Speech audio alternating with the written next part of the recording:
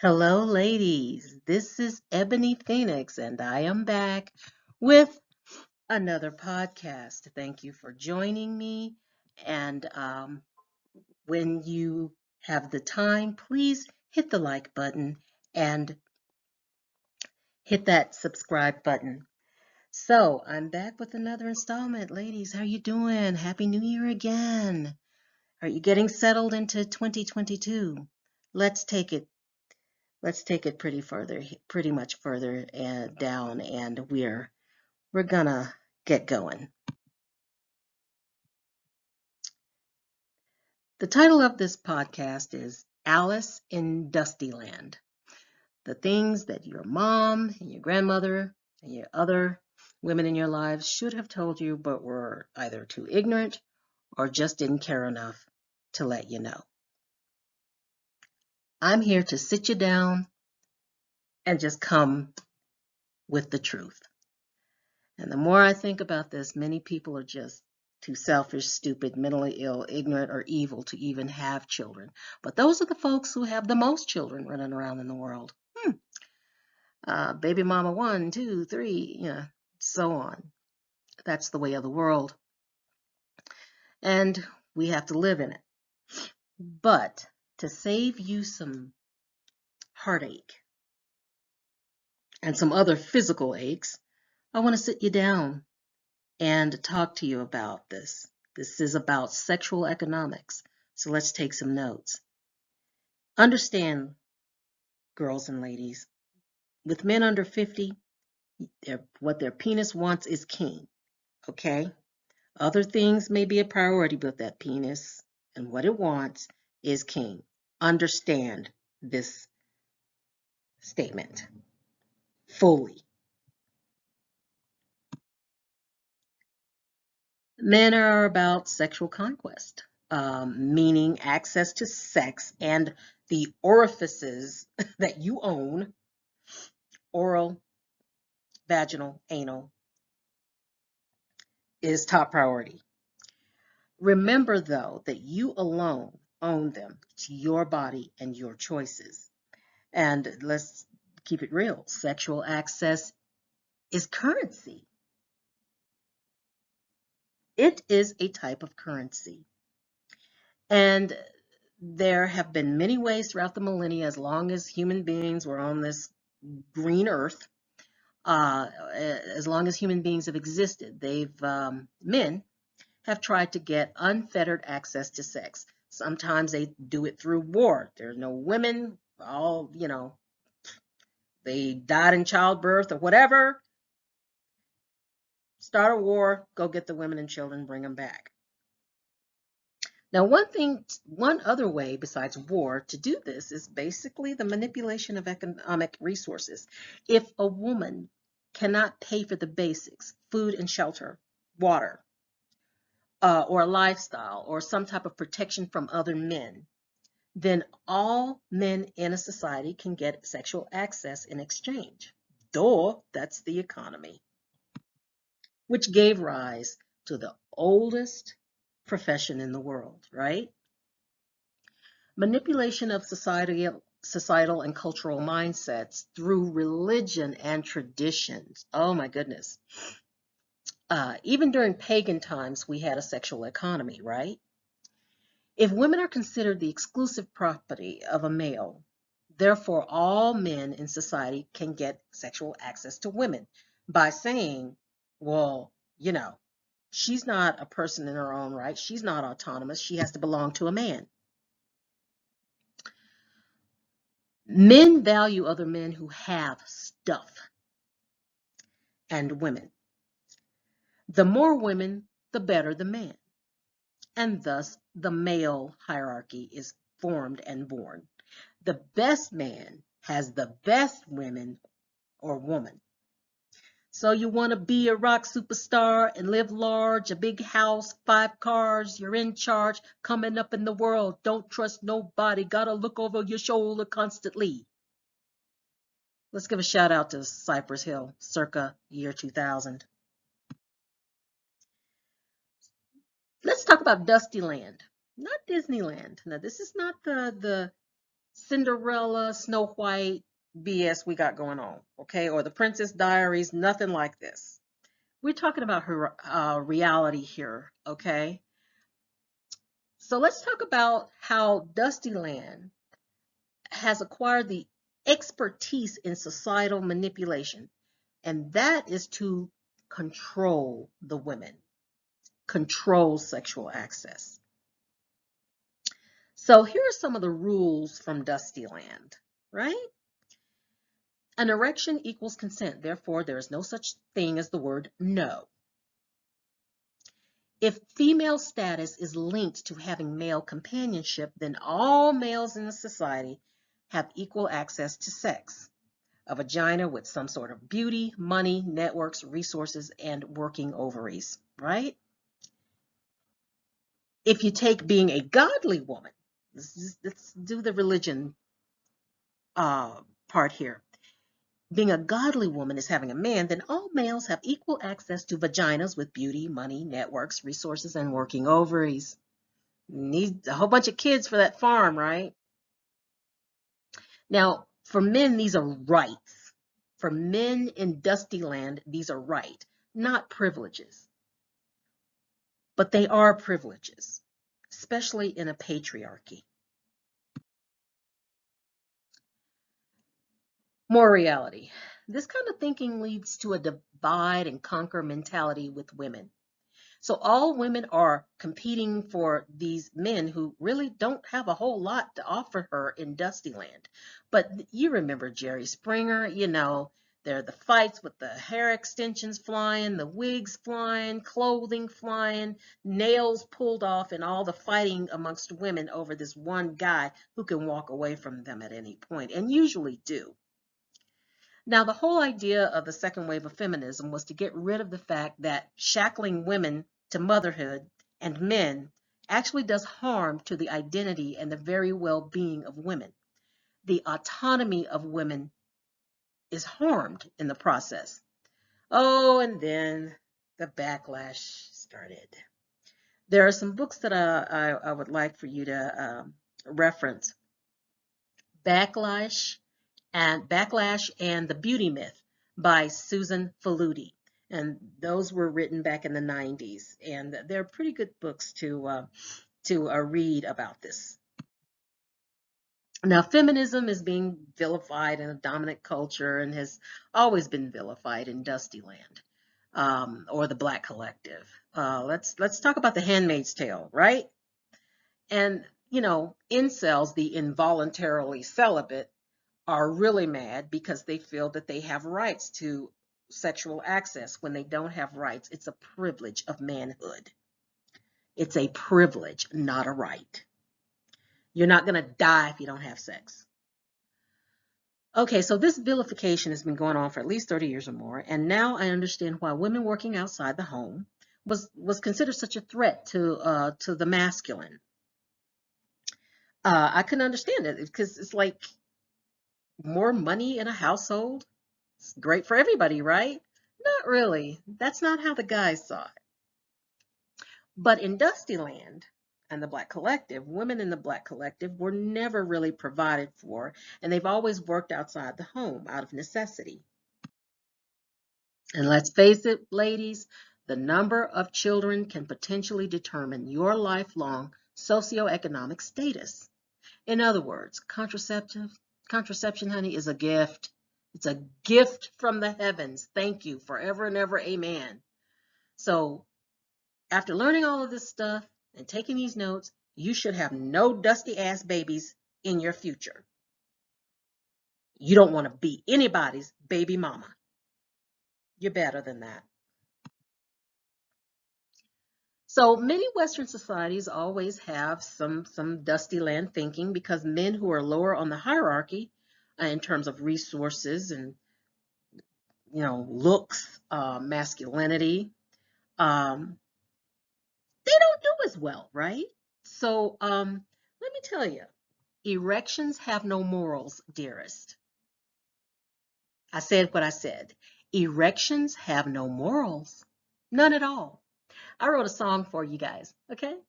Here it goes. This is a Dustyland song. For Dusty, I got a nice dick and I'm slinging it around, girl. I sling it to your sister. I sling it to your cousin. I sling it to your brother. I'll try it with your mother. And do you have a daughter? Yeah, that's a little something I came up with. You can ignore me if you like. You probably should. Sexual experimentation is not taught enough. It's a good thing. It's a good thing for boys and it's a good thing for girls. Girls should get a vibrator young, so when they start having these bodily urges, take risks with themselves. Don't let a male, especially an older one, take risks and liberties with your young body, which is still developing. You don't know where he's been. An older or experienced male has a guaranteed HPV package for you, meaning human papilloma virus. There are many subtypes of HPV. The Gardasil vaccine was a vaccine that was developed for people who basically have not been sexually active to guard them against certain changes that certain high risk HPV strains can cause in your cervical mucosa. Okay, so you have a uterus and then you have a vagina, and at at one point at the very end of the uterus is the cervix, and it's not very developed when you're very young. Okay, that mucosa is not very developed, so it can get basically infected with bugs pretty easily. The higher your body count, the more subtypes of HPV you will see. Now, usually your body can just clear them, but after a certain age, it becomes more difficult to clear them, and those that are associated with a high risk of causing changes that lead to cervical cancer, those are harder to clear. But if you have a good immune system, they can clear. You just have to get pap smears and be monitored.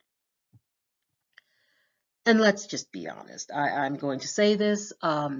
Under 16 years of age is too young to be having intercourse with a man or male, okay, or a boy. Your mind and body are just not ready for that responsibility yet. And let me be very honest. I mean, I wasn't ready until I was 19, and I had intercourse at 21 with someone just as inexperienced as I was.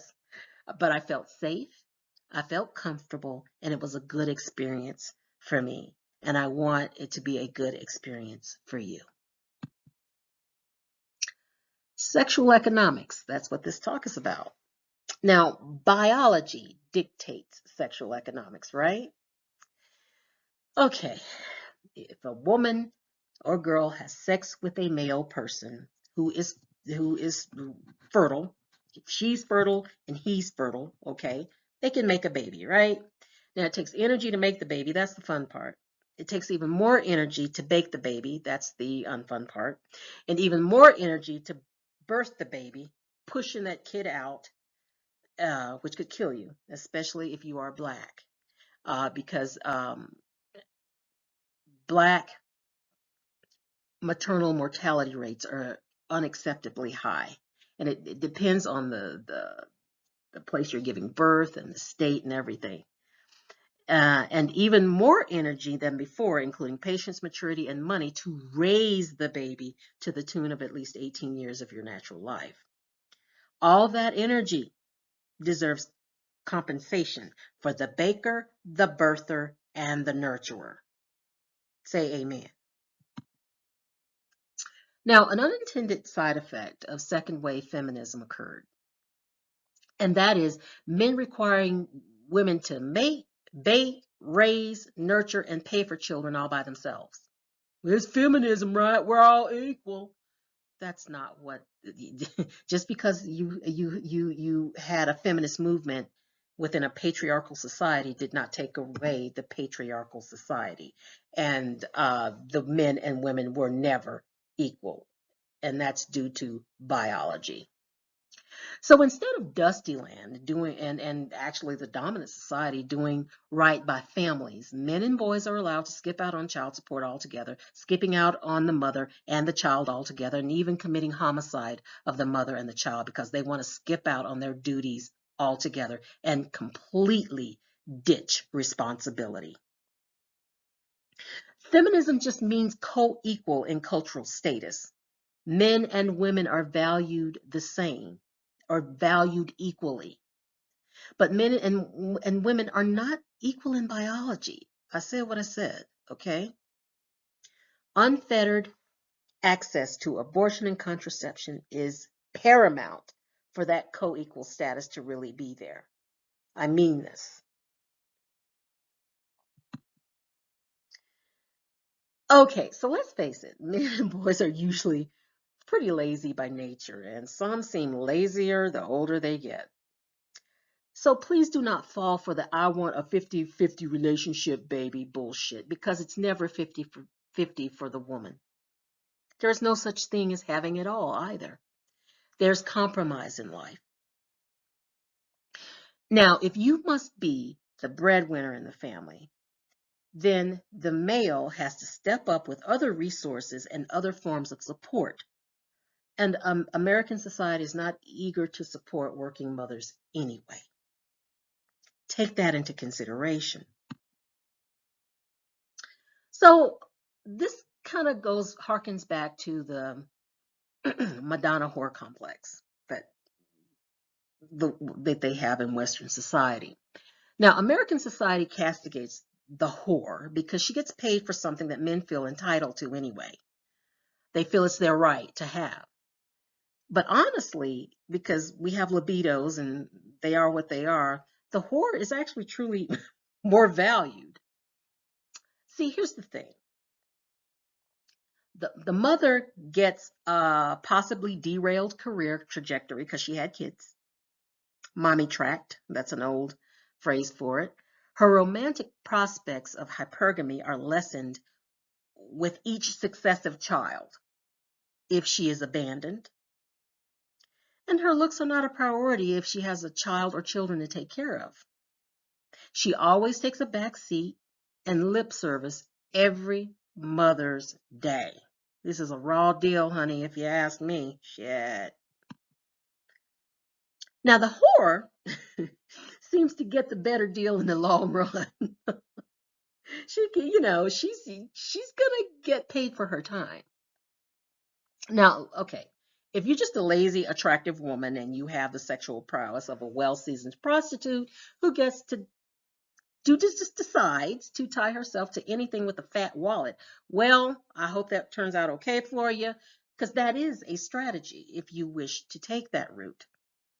But just make sure physical, mental, and emotional abuse does not come along with that arrangement or commitment. Okay? I'm sorry, I'm not willing to take an ass whipping for millions, but some people may be willing to do that. The best thing to do if you're in a situation where you have someone wealthy taking care of you, be they male or female, save your money, have a good prenup, and an exit strategy just in case things go south. Get compensated for your time. All women should get compensated for their time. Dusties do not deserve children, and children are a form of legacy. Don't give that to them. They don't deserve it. You and any future children you have are too precious to waste it on a dusty male. You will rue the day you met that fool. So what does a dusty look like? What is a dusty? I'm glad you asked, sweetheart. So let's go. So who is a dusty, Aunt Ebony? Okay, an immature male. He eschews responsibility of any kind. Won't take care of his medical situation, lacks good hygiene, um, won't even take responsibility for relationships, can't define the relationship. I don't know what we are. Well, why do we have to put a label on it? You got to put a label on it if you want to be with me, okay? doesn't take responsibility for sexuality, throwing around STDs, out of wedlock kids all over the neighborhood. Oh God, any man who has more than one baby mama, you walk away from him, especially if you have no children of your own. If they usually have no ambition, they have no future prospects or for a career or a job. So how is he going to take care of any kids or anybody? In the revolving door of the criminal justice system, in and out of prison, in and out of probation, they refuse to become independent. They do not take responsibility for their own anger and their own feelings, and they have difficulty following through with tasks or promises, for that matter. They make promises that they do not intend to keep and know that they cannot keep.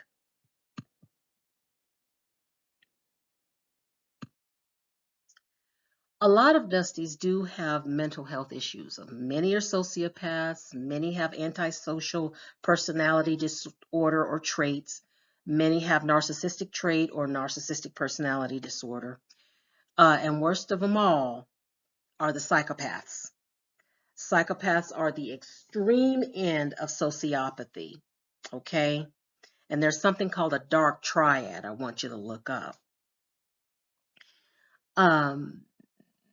Many can be functional. And many in the society can be functional and sometimes even wealthy. And watch out for those high value Dusties. They're scary. They can make your life a living hell.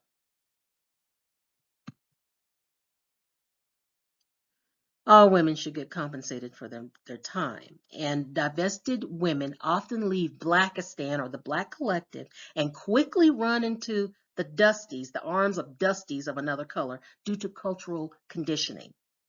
Okay?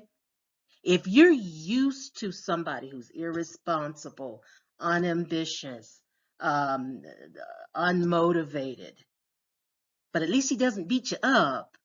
No, a Dusty's a Dusty. He may be a violent Dusty versus a non-violent Dusty. Take your pick. Stay away from the wiggers. The wiggers, please. You don't want an Asian wigger. You don't want a Latina wigger. You don't want an other wigger. You don't want a biracial wigger. Just keep the wiggers out of your dating pool. And most wiggers are black male adjacent, meaning that they have black male friends or hangout buddies. Stay away from these dudes. I don't care what cultural or background or ethnicity they come from. Please watch out. Birds of a feather flock together, and their mindset is that of a Dusty. So, Aunt Ebony values you, black girl, black woman. So I want you to value you. You know better. So do better, sweetheart. So that is the conclusion of this podcast, and I hope you gleaned something from it. Please hit the subscribe button and hit the like button and give me some comments on this podcast material. If you really want to get in touch with me, just email me at phoenixebony@gmail.com. And please check out some YouTube channels of some ladies who are also who are just really doing great work. Divested Zealot, please take a look at her YouTube channel, and she has some of the most entertaining lives ever. Please check out Lexus Exodus. Oh yeah, she is all in the divestment community, and she is basically contributing a lot to the movement. Okay, and please look at some of the reference material that I talked about in the this podcast today. The Backlash and the Beauty Myth by Susan Faludi, and there are others. Okay, next time, sweetheart, you have a wonderful, wonderful new year.